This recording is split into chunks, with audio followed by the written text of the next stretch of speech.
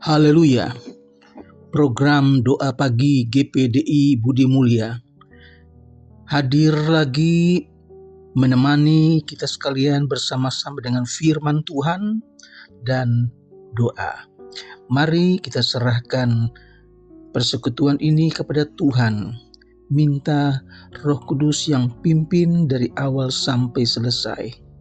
Kami mengucap syukur buat hari yang baru.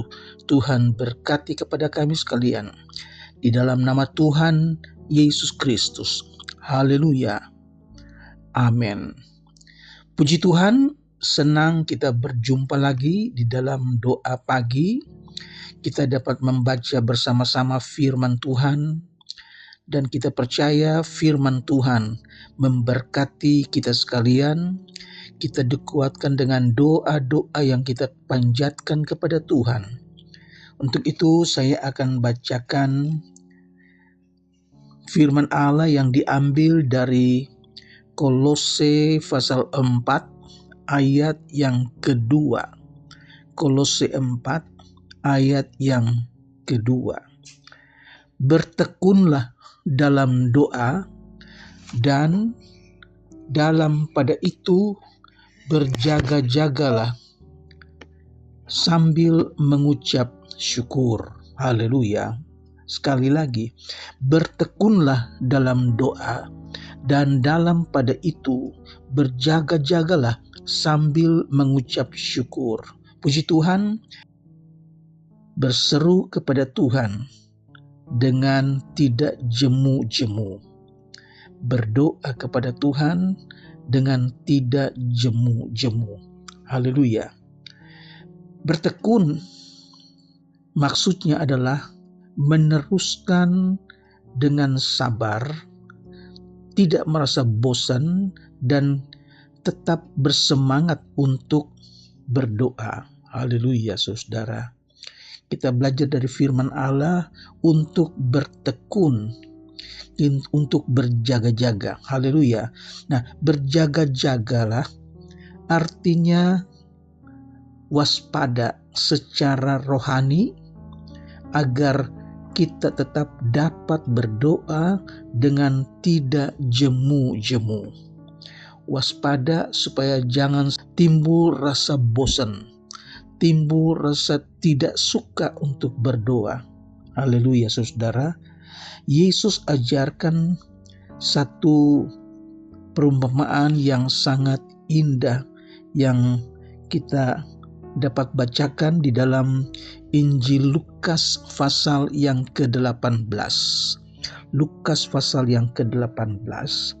Yesus ajarkan bahwa mereka harus berdoa dengan tidak jemu-jemu. Jangan bosan berdoa. Haleluya, saudara. Dan dikatakan di dalam ayat 2, Tuhan Yesus katakan, dalam sebuah kota ada seorang hakim yang tidak takut akan Allah dan tidak menghormati seorang pun. Di kota itu juga ada seorang janda yang selalu datang kepada hakim itu untuk meminta supaya hakim itu membela haknya terhadap lawannya. Saudara, yang datang kepada hakim ini adalah seorang janda.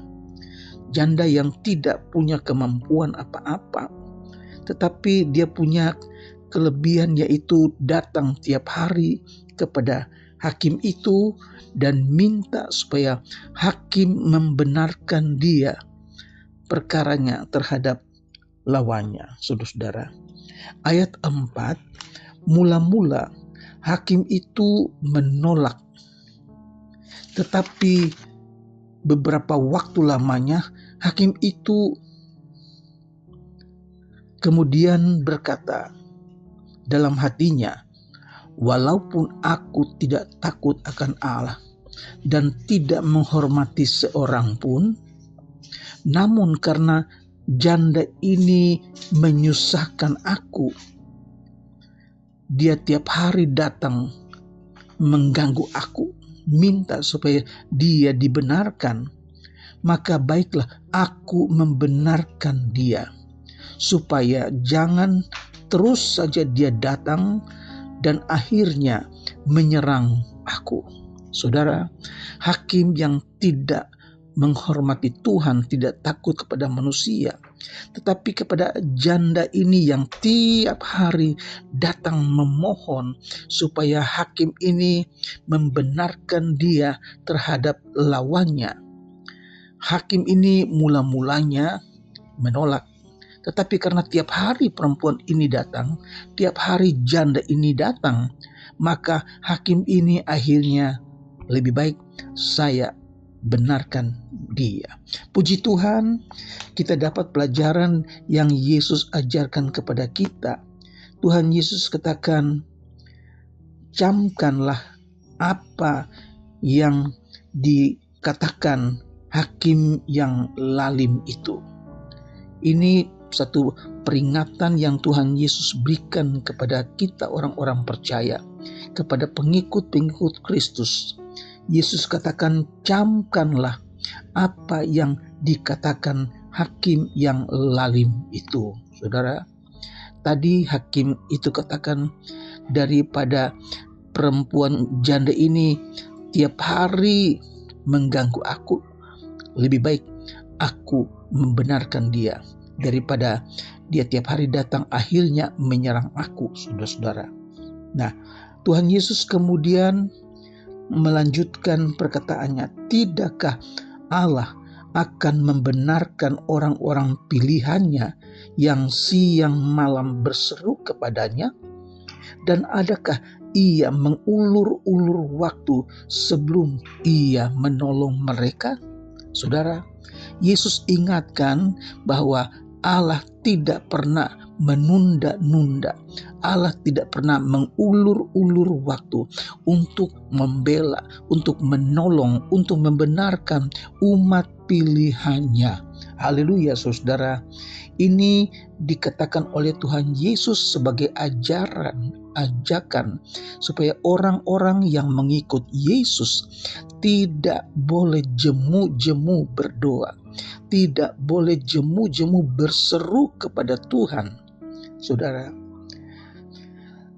ayat 8 Tuhan Yesus katakan, aku berkata kepadamu, ia akan segera membenarkan mereka.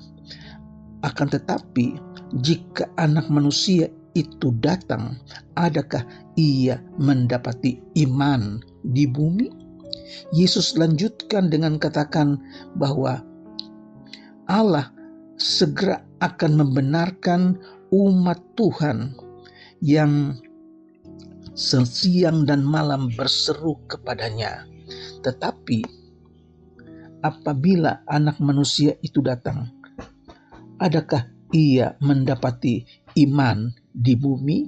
Dengan kata lain, Yesus sudah tahu bahwa saat kedatangan Tuhan, menjelang kedatangan Tuhan, maka akan terjadi kesukaran besar dan banyak orang akan krisis dari iman. Orang-orang percaya, orang-orang gereja akan meninggalkan iman mereka kepada Kristus. Karena apa? Karena kesusahan dunia ini, saudara. Nah, haleluya. Jangan jemu-jemu berdoa. Jangan bosan untuk berseru kepada Tuhan. Dia tidak akan mengulur-ulur waktu untuk membela orang-orang pilihannya, saudara. Puji Tuhan, ketika Yesus datang kembali, orang yang berseru kepadanya siang dan malam, ia akan menghalau kesusahan mereka. Dia akan mengakhiri kesusahan mereka, penderitaan mereka yang mereka terima selama mereka ada di dalam dunia. Dan Yesus akan membawa mereka untuk tinggal bersamanya. Yesus katakan di dalam Injil Yohanes pasal 14 ayat 2 dan 3, di rumah Bapakku banyak tempat tinggal. Aku pergi ke situ untuk menyediakan tempat bagimu, dan aku akan datang kembali membawa kamu ke tempatku, supaya di mana aku berada, di situ pun kamu berada. Haleluya, saudara. Oleh sebab itu, Yesus ingatkan kepada orang-orang percaya, orang-orang pilihannya yang berseru kepada Tuhan, tidak jemu-jemu. Haleluya. Pada saat kedatangan Tuhan Yesus, orang-orang yang setia akan diangkat bersama-sama dengan mereka dalam awan-awan menyongsong Tuhan di angkasa. Haleluya. 1 Tesalonika pasal 4 ayat yang ke-17. Puji Tuhan. Jadi ketika Yesus datang kembali, maka Dia akan mengangkat orang-orang yang percaya menyongsong Tuhan di angkasa.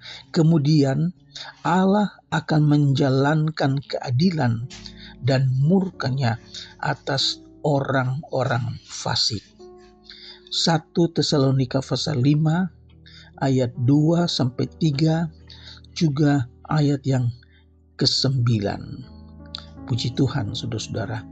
Dalam Injil Lukas pasal 21 ayat 36 dikatakan, berjaga-jagalah senantiasa sambil berdoa, supaya kamu beroleh kekuatan untuk luput dari semua yang akan terjadi itu, dan supaya kamu tahan berdiri di hadapan Anak Manusia.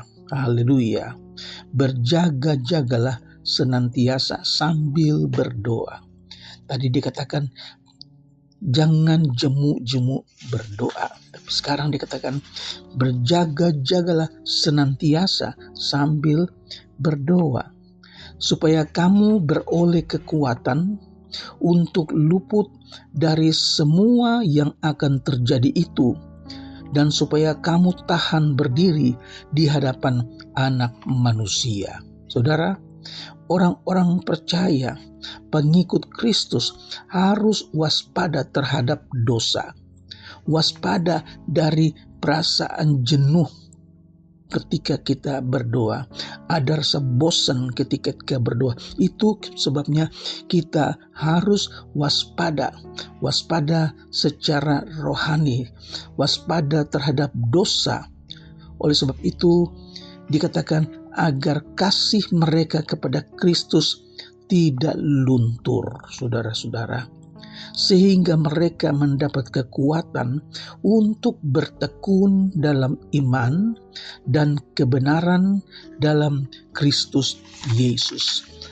Puji Tuhan, hanya dengan ketekunan semacam itulah mereka akan mampu untuk luput dari semua hal yang mengerikan yang menimpa dunia ini pada hari-hari terakhir. Saudara dapat baca dalam Wahyu pasal 3 ayat yang ke-10. Firman Tuhan datang kepada jemaat di Philadelphia. Dikatakannya, karena engkau menuruti firman-Ku untuk tekun menantikan Aku, maka Aku pun akan melindungi engkau dari hari pencobaan yang akan datang atas seluruh dunia untuk mencobai mereka yang diam di bumi. Puji Tuhan, karena kita menuruti firman Tuhan, yaitu kita bertekun di dalam iman kepada Tuhan, maka Tuhan akan lindungi kita di hari pencobaan berat yang akan datang. Puji Tuhan, hari ini kita dapat belajar firman Tuhan yang begitu indah, yang mengingatkan kita, mengajar kita supaya jangan jemu-jemu berdoa. Jangan bosan kita berseru kepada Tuhan. Haleluya, saudara. Karena Allah tidak pernah mengulur-ulur waktu untuk membenarkan orang-orang pilihannya. Mari kita mengucap syukur kepada Tuhan buat firman Tuhan yang memberkati kita hari ini. Mari kita berdoa. Bapa yang ada di dalam surga, kami datang kepadamu Tuhan, mengucap syukur. Firman Allah mengingatkan kami supaya kami tetap berdoa dengan tidak jemu-jemu, supaya kami tidak merasa capek, kami tidak bosan untuk tetap berseru kepada Tuhan, karena janji Tuhan, Ia akan membela kita. Janji Tuhan, Ia akan menolong kita. Dia juga menjawab doa-doa kita. Terima kasih hamba berdoamu untuk mereka yang sedang sakit, mereka yang dirawat di rumah sakit. Kami tidak menyebutkan nama mereka satu persatu, tetapi Engkau Allah yang tahu. Dalam keadaan tubuh yang lemah, ya Tuhan Yesus, mereka yang dirawat di rumah sakit, mereka yang terbaring lemah di rumah, kami berdoa dalam nama Yesus. Tuhan Yesus jamah dan sembuhkan. Mereka dapat sembuh, mereka memuliakan Allah, bersaksi tentang kebesaran Allah. Terima kasih, hamba-Mu berdoa juga untuk jemaat Tuhan yang sedang dalam pergumulan berat. Mereka yang sedang dalam menghadapi pencobaan, ya Tuhan Yesus, berikan kemenangan, berikan kekuatan, berikan keteguhan hati iman, supaya mereka tidak mundur. Mereka akan tetap maju di dalam Yesus. Terima kasih, memberkati rumah tangga, rumah tangga Kristen, suami, istri, anak, cucu, Tuhan berkati. Anak-anak sekolah, Tuhan berkati. Bangsa Indonesia, kami serahkan ke dalam tangan Tuhan. Bapak Presiden, Wakil Presiden, staf menteri, Tuhan pakai mereka menjadi alat untuk membina, untuk membimbing rakyat Indonesia takut akan Tuhan yang menjadi percaya kami. Terpujilah nama-Mu Yesus, di dalam nama Tuhan Yesus Kristus. Haleluya. Amin.